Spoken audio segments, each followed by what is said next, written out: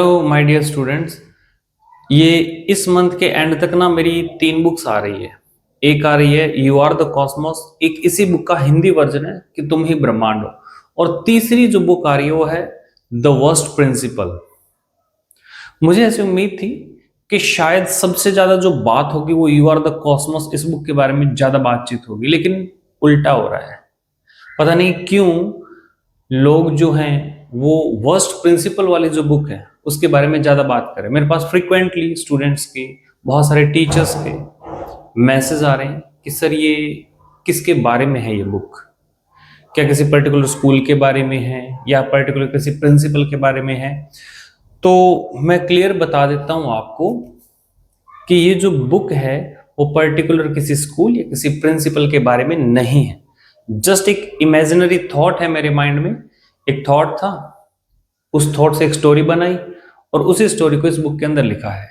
तो है कुछ भी नहीं, मैं थोड़ा बहुत आपको हिंट दे देता हूँ। बेसिकली ओल जो मोटो है इस बुक का वो ये है कि एक जो प्रिंसिपल है ना, अगर प्रिंसिपल अगर सही नहीं हो तो वो बड़े से बड़े स्कूल को बिल्कुल डिस्ट्रॉय कर सकती है या कर सकता है। तो बस इतनी सी थॉट के ऊपर ये पूरी की पूरी बुक बनाई हुई है।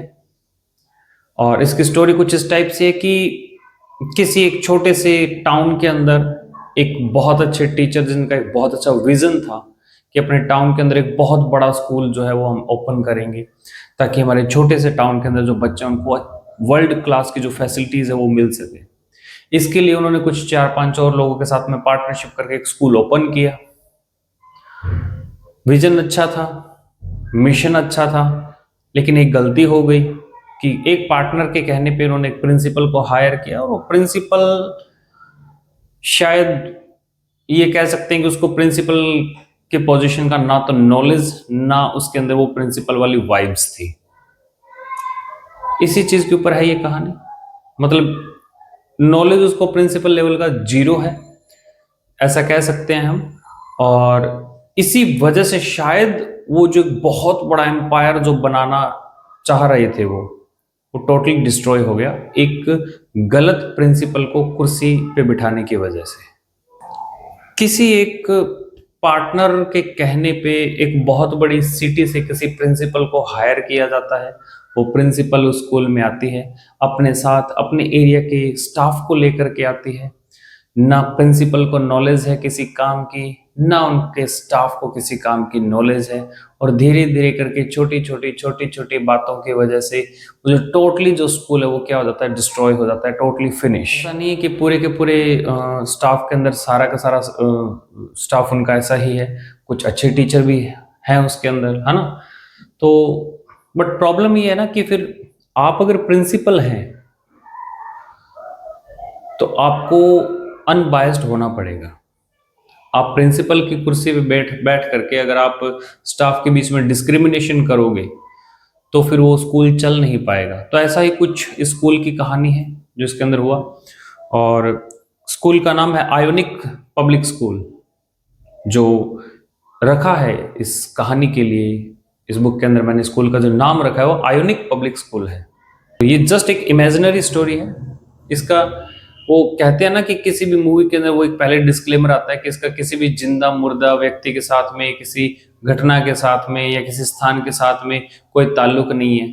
अगर ऐसा होता है तो इसे मात्र एक संयोग कहा जाएगा। तो कुछ ऐसा ही इस किताब के बारे में भी है। ये जो मेरी बुक है इसका किसी पर्सन के साथ में, किसी जगह से रिलेटेड या किसी घटना से रिलेटेड कोई लेना देना नहीं है। अगर ऐसा होता है तो इट्स जस्ट अ कोइंसिडेंस। आप अगर एक टीचर हैं, आप अगर किसी स्कूल के ऑनर हैं, आप अगर प्रिंसिपल हैं, तो ये बुक आपको जरूर पढ़नी चाहिए। आप प्रिंसिपल हैं तो आपको पता रहे कि क्या क्या गलतियां आपको नहीं करनी चाहिए एज ए प्रिंसिपल। आप टीचर हैं तो आपको बहुत कुछ इस बुक से सीखने को मिलेगा कि अगर आप किसी भी स्कूल में अगर हैं और वहां पे अगर सिस्टम सही नहीं है तो आपको सिस्टम के खिलाफ आवाज उठानी चाहिए। और आप अगर ऑनर हैं, आप अगर पार्टनर हैं, वो चीजें अगर गलत हो रही है और अगर बाकी पार्टनर्स इस बात को सुनने के लिए तैयार नहीं है तो कहीं ना कहीं कुछ ना कुछ दाल में काला है। देखो, दाल में काला तो वहीं समझ में आ जाता है कि कोई भी पर्सन किसी बड़े शहर को छोड़ करके किसी छोटे टाउन में जॉब करने के लिए नहीं आएगा। अगर किसी बड़े शहर से कोई पर्सन किसी छोटे टाउन में अगर आ रहा है काम करने के लिए, तो कहीं ना कुछ गड़बड़ तो है। छोटे शहर से, गांव से बड़े शहरों में हमेशा दुनिया जाती आई है, उल्टा तो कभी नहीं होता ना। कुछ हुआ होगा, ऐसी कुछ बातें हैं इस बुक के अंदर। बस ये है कि स्कूल का पहले ही साल में एक नई बड़े शहर की एक प्रिंसिपल, उसी शहर का सारा मोस्टली स्टाफ जिसको नॉलेज नहीं किसी काम की, नॉलेज नहीं का एक छोटा सा एग्जाम्पल हम बात कर सकते हैं। 26 जुलाई को हर साल हम कारगिल विजय दिवस के रूप में सेलिब्रेट करते हैं, और इस स्कूल के अंदर प्रिंसिपल ने कारगिल विजय दिवस सेलिब्रेट किया। कैसे किया? भगत सिंह की फांसी दिखा के। उसको यही नहीं पता कि भगत सिंह कौन है, उसको यही नहीं पता कि कारगिल विजय दिवस क्या है, क्या इन दोनों का आपस में कोई कनेक्शन है कि नहीं है। कारगिल विजय दिवस के टाइम पे वो बच्चों को प्रोग्राम में करवा रही है क्या? भगत सिंह की फांसी। ये उस लेडी का लेवल है। मतलब कुल मिलाकर के 8500 वाली लेडी को 85,000 की सैलरी पे प्रिंसिपल बना दिया गया। क्यों बना दिया गया? कहीं ना कुछ तो गड़बड़ रही होगी, तभी बनाया गया होगा, ऐसे तो नहीं बनाया जा सकता।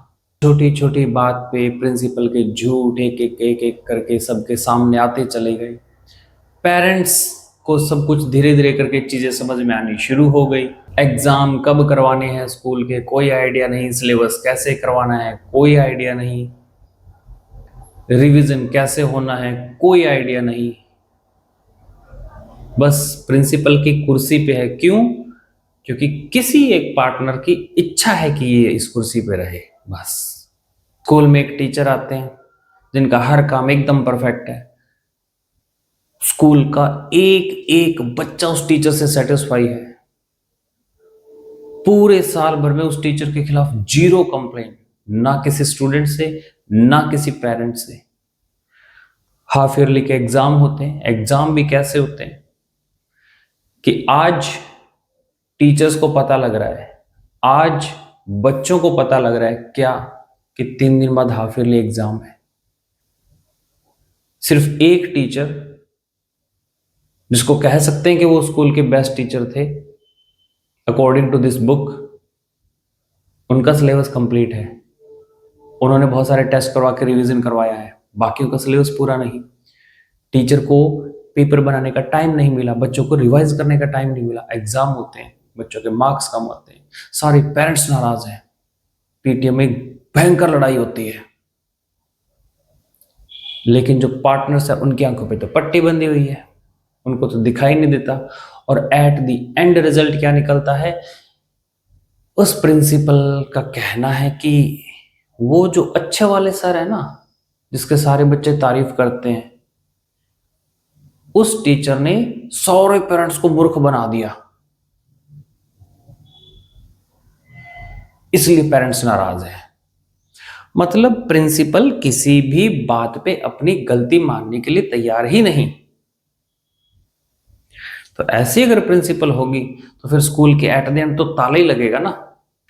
बच्चे विदाउट यूनिफॉर्म आ रहे हैं, बच्चों को असेंबली में अगर कोई टीचर रोक लेता है तो उस टीचर को कहा जाता है कि बच्चों को क्यों रोका? मेरे पास पेरेंट्स का कॉल आया है कि आपने बच्चों को रोका कैसे। बच्चे का नाम लिया जाता है कि XYZ बच्चे की मम्मी का फोन आता है। टीचर बच्चे की मदर से वेरीफाई करते हैं।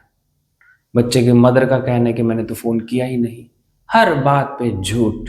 कुछ इस टाइप की चीजें हैं इस बुक के अंदर, पढ़ के देखना, शायद कहीं रिलेट कर पाओ। शायद आपके स्कूल में भी कुछ ऐसा एनवायरनमेंट हो, शायद आपके स्कूल के प्रिंसिपल भी स्टाफ के बीच में डिस्क्रिमिनेशन करते हो, जैसा कि इस कहानी की प्रिंसिपल ने किया है।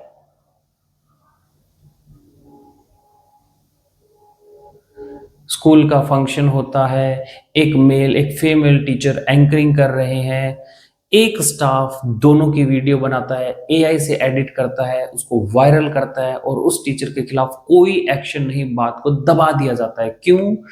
क्योंकि वो टीचर उसी सिटी का है जहां से वो प्रिंसिपल बिलोंग करती है। प्रिंसिपल उस एंकरिंग करने वाले टीचर को कहती है कि इसने बच्चों के 3 घंटे खराब कर दिए। कहता है कि अगर ऐसा था तो आप मेरे को पहले ही रोक देते, आपकी परमिशन से जब एग्जाम हुआ है तो फिर अब ये बात क्यों? और प्रिंट निकालने वाले क्लरिकल स्टाफ को कहा जाता है कि आपने प्रिंट निकाल के ही क्यों दिया, आपकी गलती है, ना आप प्रिंट निकालते ना 3 घंटे का एग्जाम होता। तो इस टाइप की अगर चीजें होगी तो फिर एट द एंड रिजल्ट तो खराब ही होगा। तो कुछ इस टाइप की बातें, बहुत सारे झूठ प्रिंसिपल के। पहला झूठ तो देखो यही समझ में आ जाता है पेरेंट्स को कि एक बहुत बड़े शहर से कुछ छोटे से गांव में, छोटे से टाउन में कोई क्यों आएगा जॉब करने के लिए। आप जिस किसी भी शहर में रह रहे हो, अगर आप बहुत बड़े शहर में रह रहे हो देन इट्स ओके। अगर आप किसी छोटे गांव में या आप किसी छोटे शहर में रह रहे हो तो आप अपने शहर में आसपास देख करके एक एग्जांपल मुझे ऐसा बता दो कि हमारे शहर में एक पर्सन है जो पहले दिल्ली या मुंबई जैसे बड़े शहर में रहता था और मुंबई छोड़ छाड़ के यहाँ पे आ गया, मतलब जिसका सारा फैमिली स्टडी वगैरह सब कुछ वहीं पे है, मुंबई का ही उसकी पैदाइश है, वहीं पे रहा है, वहीं पे स्टडी है, सब कुछ वहीं पे है, सब छोड़ छाड़ के जॉब करने के लिए एक छोटे से गांव में आ गया। Not possible. दो ही रीजन हो सकते हैं, या तो बड़ा शहर उसको जॉब दे नहीं रहा क्योंकि वो उस लायक नहीं है, या उसने कोई ऐसा काम कर दिया है वहां पे कि अब वो वहां पे रह सकता नहीं है।